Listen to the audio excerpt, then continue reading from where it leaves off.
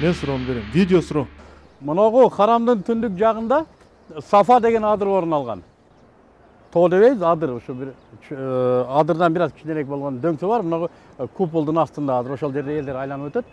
Мына ошол Сафа адырына пайгамбар саллаллаху алейхи салам акындар сүрөсүндө түшкөн тургун жана өзүңдүн жакындарыңды кабардар кылгын деген аят түшкөндөн кийин Бану Фихр, Бану Хашим, Бану Ади деп баарын чогултат дагы.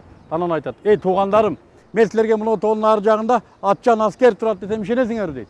Я Мухаммад, албетте ишенебиз. Анткени биз сенин жалган сүйлөгөнүңдү уккан эмеспиз, жана биз сени Мухаммад амин деп билебиз дейт. Мына ошондо Мухаммад саллаллаху алейхи салам айтат: билгиле, акырет жакындоодо жана Аллахтын жазасы да жакындоодо дейт. Муну уктурган Абу Лахаб: күнүң куруп кеткен, ошонун үчүн да бизди иштен коесуңбу дейт. Мына ошол нерсе пайгамбар саллаллаху алейхи саламга аябай катуу тиет. Аллах субхану ва таала ошондо таббат яда аби лахаби ва табба, Абу Лахабтын колу курусун деген аятты түшүрдү. Мыктыбек мырза, суроону айтыңыз. Суроо өтө оор. Өтө оор суроо. Аллах субхану ва таала эмне үчүн Абу Лахабтын колу курусун деди.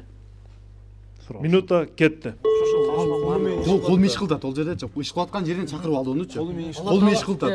Абу Лахаб пайгамбарыбыз таштаган таш менен таш бар. Ошодон таштаган. Пайгамбарды урган үчүн. Пайгамбарыбызды урурет да. Себепчи баягы элди чогултуп, биринчи чакырганда таш менен урган. Таш менен урган. Ошондон кийин Абу Лахабтын колу курусун, анан аялы ошо башкалар алдына тикенектер таштаган. Өтө кордойт пайгамбар. Ошолор баш урган. Колу курусун дегени таш менен урган үчүн.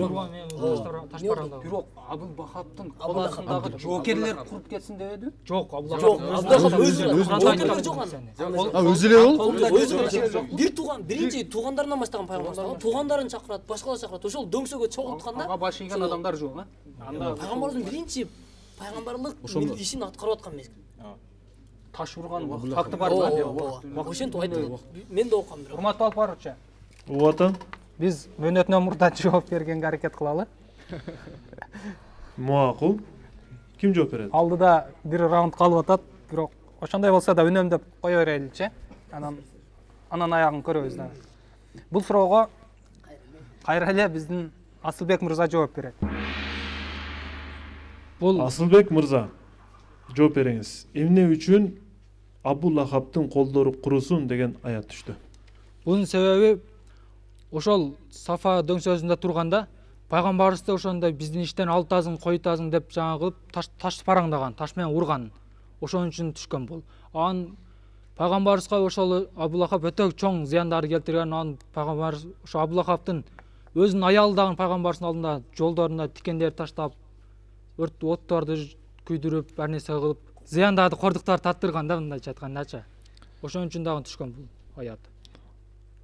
Кайсыга басым жасайсыз? Таш менен урган. Далилиңиз барбы таш менен урганда? Бар далил. Ал башка дөңдө. Бул дөңдө Абу Лахабты эмне үчүн Аллах субхану ва таала таббат яда Абу Лахабтын колу курусун деген эмне десе, ошол кездеги эң чоң маскаралоочу жесттердин бири, жестти билесиңер го, кол жаңсоолордун бири, карап тураңыз Мамет. Мына ушундай жест аябай, ушундай бир мыскылдоочу жест болгондо, күнүң куруп кеткир деген үчүн. Ошон үчүн колу курусун Абу Лахабтын деди. Ушул аяттын түшүнүшү ушул себеп болду. Рахмат.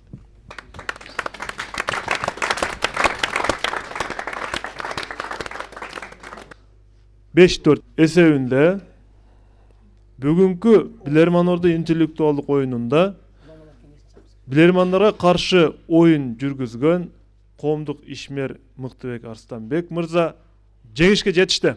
Куттуктайбыз.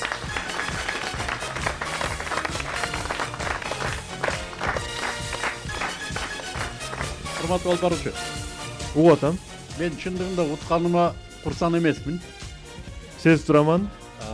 Мен былтыркы оюндан бери аябай таасирленип, ошо бир жыл бою Билерман Ордунун эң күчтүү оюнчулары менен ойнойн деген арзуум бар эле. Жана оюн болду деп ойлойм. Мен бул оюнда жеңүүчү деп эсептелүүшүмдү каалабайт элем. Биздин оюндун эрежеси боюнча Мыктыбек мырза, биз кайсы бир тарапты жеңүүчү деп эсептешибиз керек.